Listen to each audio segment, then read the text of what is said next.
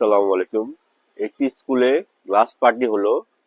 Class পার্টিতে যারা চাঁদা 400 অথবা 500 টাকা দিতে পারবে তারা বিরিয়ানি প্যাকেট পাবে, অন্যান্য গিফট পাবে, এবং যারা দিতে পারবে না সেসব ছাত্রছাত্রী তারা কোনো বিরিয়ানি প্যাকেট পাবে না, গিফট পাবে না। এটা কি একটি বৈষম্য নয়? স্কুলের পার্টি হবে সবার জন্য, এবং কে দিতে পারুক না দিতে পারুক একটা চাঁদা ধার্য করা হবে। যদি কেউ দিতে পারে, যারা দিবে, যারা দিবে না দিবে না, এটা স্কুল কর্তৃপক্ষ আয়োজন করবে।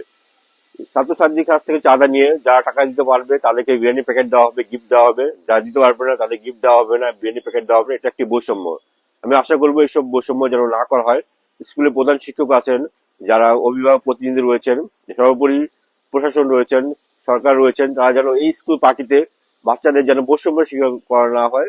যারা পারবে তারা দিবে, যারা দিতে পারবে না তারাও যেন অংশগ্রহণ করতে পারে। স্কুল পার্টিতে আমি চাই সবাই অংশগ্রহণ করুক, সবাই আনন্দ করুক, পরীক্ষা দিক ভালোভাবে, ভালো রেজাল্ট করুক।